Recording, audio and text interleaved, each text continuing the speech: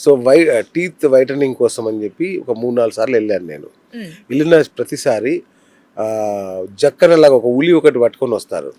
Run sound చేస్తూ పళ్ళన్నీ మొత్తం గీకేస్తూ ఉంటారు. అది ఎప్పుడు తెల్లగైనట్టుగా అయితే నాకు అనిపించలేదు. పళ్ళు సగం అరిగిపోయాయి.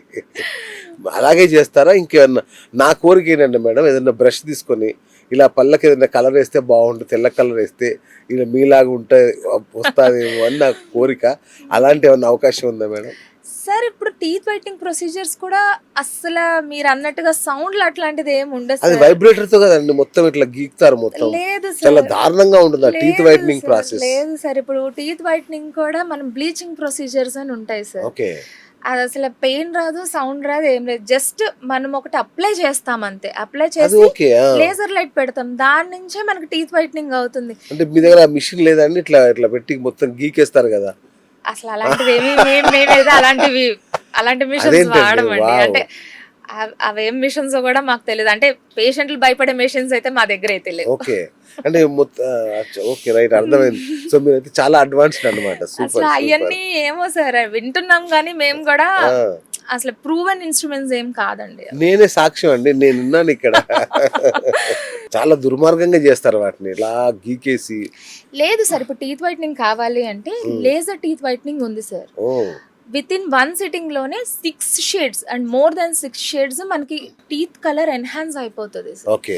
సేఫ్, పెయిన్లెస్, అసలు ఏమీ పెయిన్ ఉండదు. వాళ్ళు ఇలా వస్తారు, డైరెక్ట్ వెడ్డింగ్ కూడా వెళ్ళిపోతారు సార్. ఓకే, నిజంగా చెప్తున్నా మ్యామ్. అసలు కేవలం ఆ మిషన్ వల్లనే నాకు డెంటిస్ట్ అంటే ఒక భయం ఏర్పడింది. నా దగ్గరికి ఒక రండి సార్. డెంటల్ ఫోబియా వచ్చేసింది నాకు. వామ్మో, వీళ్ళ దగ్గర పోతే ఏం చేస్తారు? మీరే కాదు సార్, అలా చాలా మంది డెంటల్ ఫోబియాలో చాలా మంది ఉంటారు Exactly. సార్. అంటే అలా నొప్పి వచ్చేస్తుంది, వాళ్ళు చేసిన తర్వాత నొప్పి వచ్చేస్తుంది అని చాలా మంది భయపడతారు సార్. అవును. ఇప్పుడు అస్సలు అట్లా లేవు సార్. అన్ని కూడా అడ్వాన్స్ లేజర్ బ్లీచింగ్స్ ఉంటాయి, అడ్వాన్స్ టెక్నాలజీ ఉంది కాబట్టి టీత్ వైట్నింగ్ అంటే ఇంక దానికే వెళ్తాం సార్. ఇంకోటి మేడం, ఈ ఇంప్లాంట్స్ కానీ ఇవన్నీ మధ్యలో ఊడిపోవడం ఏంటి మేడం? నాకు అర్థం కావట్లా.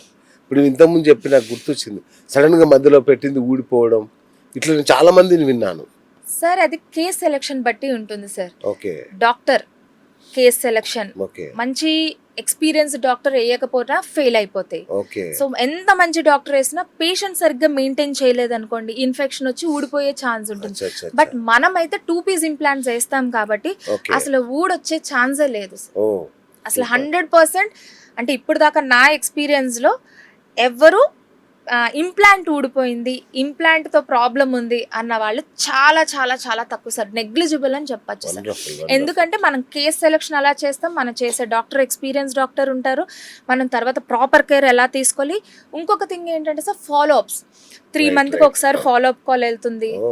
ప్రతి 3 మంత్స్ కి పేషెంట్ నా దగ్గరికి రావాలి, ఎక్స్రే తీసుకోవాలి, నాతో ఫిజికల్ చెకప్ చేయించుకుని అంత బాగుంది అన్న తర్వాతే మా స్టాఫ్ కానీ మేము కానీ ఆ పేషెంట్ వదులుతాం సార్. ఎందుకంటే రేపు పొద్దున్న ఏమవుతుందో తెలియదు కదా సార్. సంవత్సరాలు అలా వదిలేసారు అనుకోండి, పేషెంట్ సరిగ్గా మెయింటైన్ చేయలేదు అనుకోండి, ఇంప్లాంట్ ఊడిపోదు కానీ ఇన్ఫెక్షన్ వచ్చే ఛాన్స్ ఉంటుంది. ఆ ఛాన్స్ కూడా మనం పేషెంట్ కి ఎందుకు ఇవ్వాలి?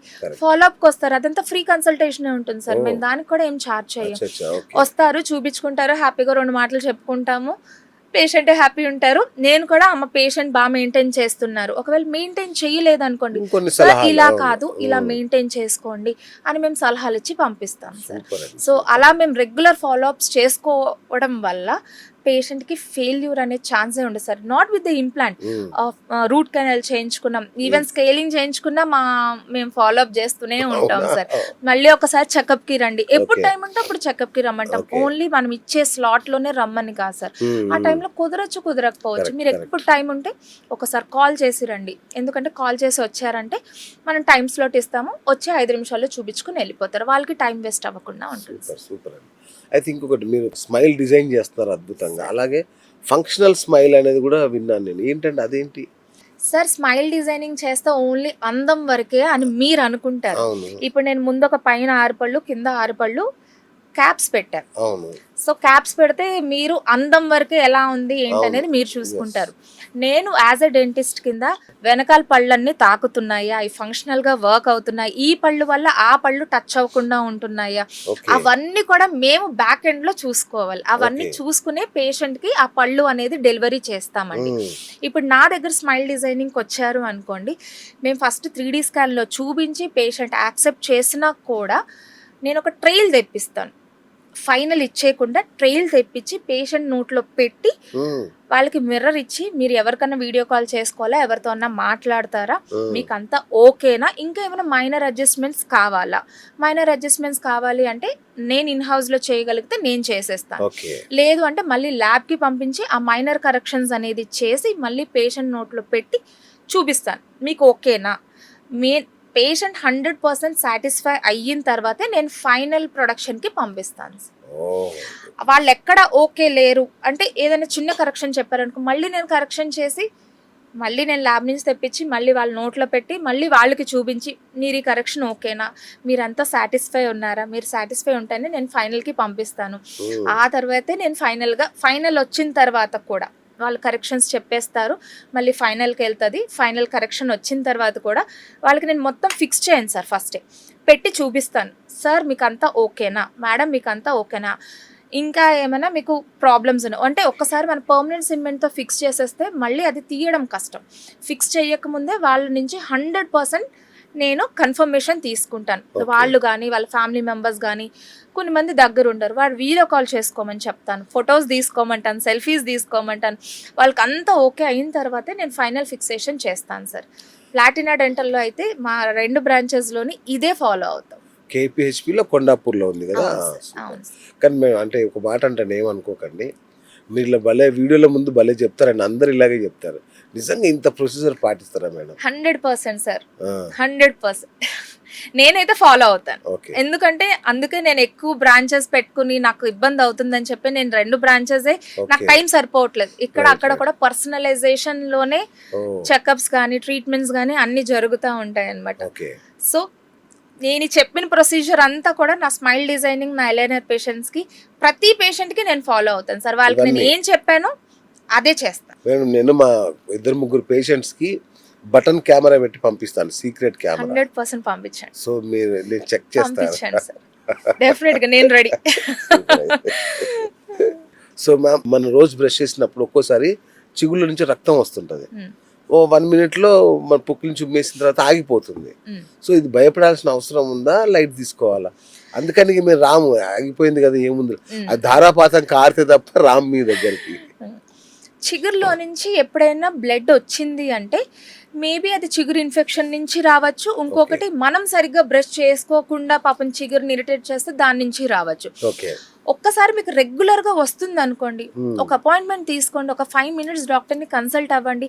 అదేం లేదమ్మా అంతా బాగుంది అని డాక్టర్ చెప్తే మీరు సేఫ్ కదండి. అవును. లేదు నిజంగా గమ్ ఇన్ఫెక్షన్ వల్లే మీకు వస్తుంది అనుకోండి, దానికి Okay. గమ్ ట్రీట్మెంట్ చేయించుకోవాలి. ఓకే. లేకపోతే ఏమవుతుందంటే ఇప్పుడు గమ్స్ లోపల ఇన్ఫెక్షన్ ఉండిపోయింది అనుకోండి, ఫస్ట్ బ్లీడింగ్ గమ్స్ అవుతుంది. అవును. దాని తర్వాత ఏమవుతుంది, ఆ బోన్ లాస్, గమ్ ఇన్ఫెక్షన్ నుంచి ఎముక పోవడము, అవును. ఎముక పోవడం వల్ల పళ్ళు ఊగడము, ఇంత సమస్య జరుగుతుంది అనమాట. ఓ. ఇవన్నీ అవాయిడ్ చేసుకోవాలంటే ఫస్ట్ మీరు డెంటిస్ట్ దగ్గరికి వచ్చి అది కామనా కాదా, ఏదైనా దానికి ట్రీట్మెంట్ ఉందా, ఓకే. ఇనీషియల్లోనే బేసిక్ ట్రీట్మెంట్స్ ఉంటాయండి, అది చేయించేసుకున్నారనుకో ఇంత దాకా రాదు, పెద్ద ప్రాబ్లం జరగదు. అవును. మొత్తం అంతా పాడైపోయిన తర్వాత వచ్చారనుకోండి, సక్సెస్ రేట్ కూడా తక్కువ ఉంటుంది. ఎంత అంతే కదా, అడ్వాన్స్ టెక్నిక్స్ ఉన్నా కూడా సక్సెస్ రేట్ అనేది తక్కువ ఉంటుంది. అందుకే మేము ప్రతి పేషెంట్కి ఏం చెప్తాం, ప్రతి పేషెంట్ అనే కాదు ప్రతి ఒక్కరికి 6 నెలలకు ఒకసారి డెంటిస్ట్ దగ్గరికి రండి, ప్రాబ్లం ఉన్నా లేకపోయినా చెక్ చేస్తాము. ఏమైనా ప్రాబ్లం ఉంది అంటే అన్నీ మీకు కెమెరాస్లో ఫొటోస్లో అన్నీ చూపించి